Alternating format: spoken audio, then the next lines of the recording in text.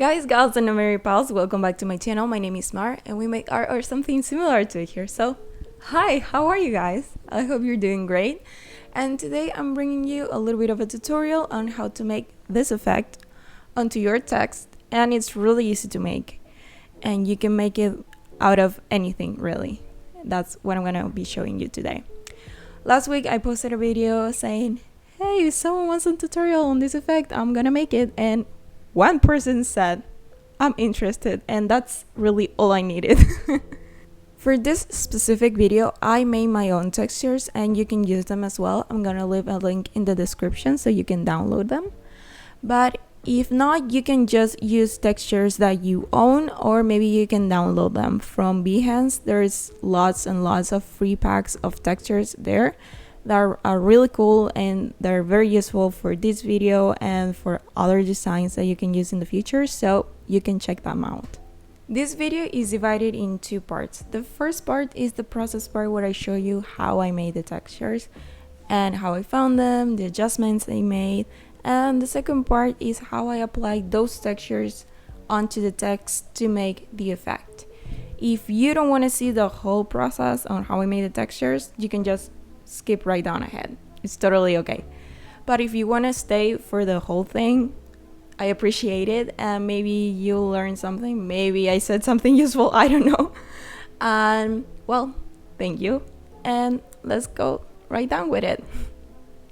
So the first thing I did was look for textures, paper, or anything that would be interesting for this video so I can show you guys how I make them. I found some envelopes, some interesting papers. I even found some old family pictures that I didn't know were there. I should probably get them out of there.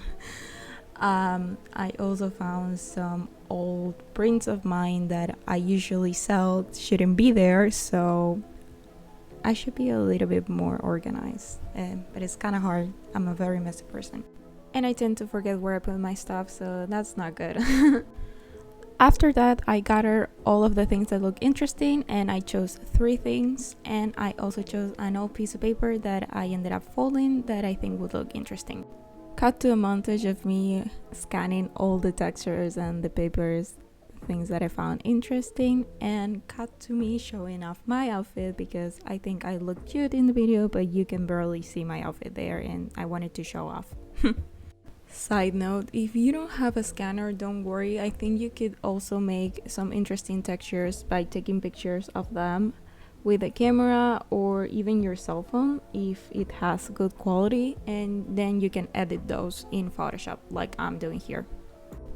What I did with most of the textures that I have on screen is I adjust the contrast, the brightness, the levels, and even I toy with some of the curves, and I added some noise to each one of them because I think it can look a little bit more interesting and it can give even a little bit more texture to the picture. These textures will not only be to make the effect on the text, you can also use them as background or as part of a collage or whatever it is that you want to do. For the folded paper, I added a bit of a black and white filter because I think it would pop up the folds a little bit more.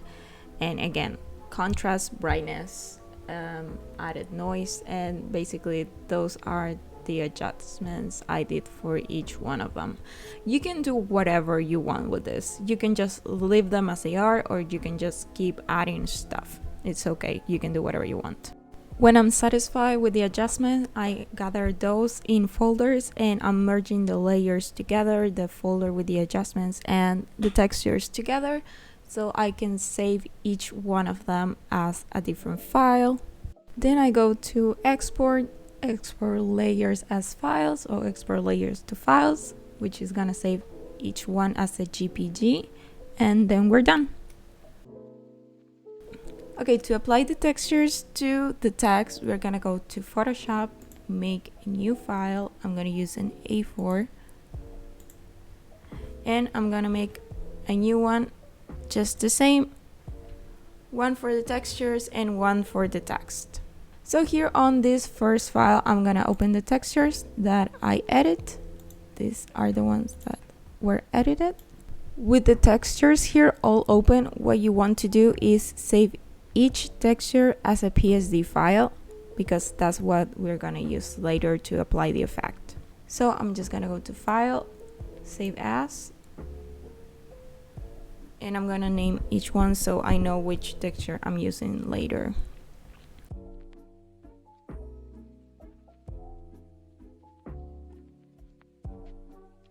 Now onto this new file, we're gonna go with the text tool and we're gonna type whatever we want. I'm gonna type the word texture. I'm using Poppins for this, and I'm gonna rasterize the type. And I'm gonna make a few copies of this because I'm gonna apply different textures to each to see how it looks with each one. So first of all, I'm clicking the layer of this. I'm clicking the layer of this one. I'm gonna go to Filter, Distort, and Displace. I'm gonna leave the values as they are. And I'm gonna choose the cloth, this PSD file that we just saved, clicking open, and you see it apply the texture onto the text, and I think it looks really cool. Now we're gonna repeat the same process with the different PSD files to see how different it looks. Same one, go to Filter, Distort, Displace, same values, and I'm gonna go with brown paper one to see how it looks. And I'm gonna go with the third one, Filter, Distort, Displace, and I'm gonna up the values here. I'm gonna go, I don't know, with 30 and maybe, I don't know, 40 here to see how it looks. And I'm gonna go with the folded paper. I really like that. I like how it looks. And they all look different, even though this one can be a little bit similar to this one. It's a little bit more exaggerated. If you want, you can just repeat this filter to exaggerate even more. Just go ahead and press here on this place. It's gonna apply the filter that you used recently. And you see how distorted this is, how broken it is. I love it. I love that. So this is like the basic adjustment that you can make to give a little bit of a texture around the edges to your text or even your illustrations. But I'm gonna add the textures as a background, and I'm gonna show you how you can make other cool effects with this. Okay, so I brought the folded paper one, and I'm using this one because I love the way it looks and I think it would fit the folded paper the best. And what I'm gonna do here is I'm gonna double click on the layer, and it shows more adjustments like the layer style. And I'm gonna go here. This is the blending part to see how this layer would blend with here with the underlying layer.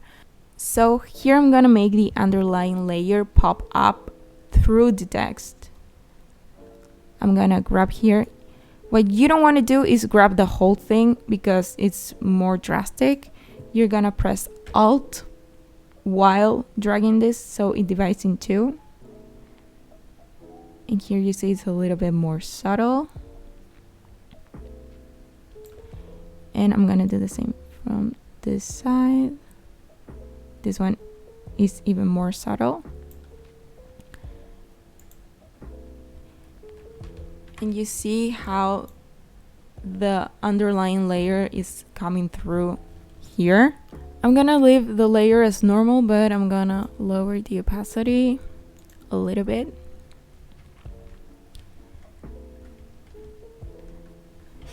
And there you go. You see how it blends with the texture underneath, and if you move it, you will see how it looks like. I really love the effect that it gives to this. You can try with different textures as well. I'm gonna use like this texture that is very, very subtle with the brown paper.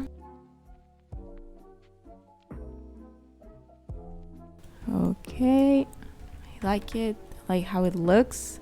And I'm gonna go here to the adjustments, and I like how it looks in soft light. Looks like part of the texture. You can move it around and adjust it to whatever you like.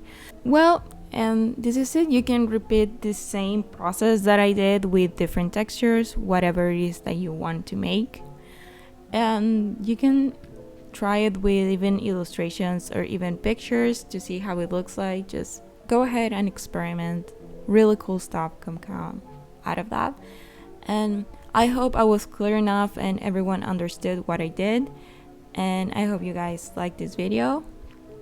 And if you did, you can like, subscribe, comment, do whatever you want. And I really appreciate you guys. And thank you so much for staying here with me. And if you have any recommendations or any suggestions for future videos, please leave them. I love reading your comments and I love making videos. So I hope I'll see you next time. Bye.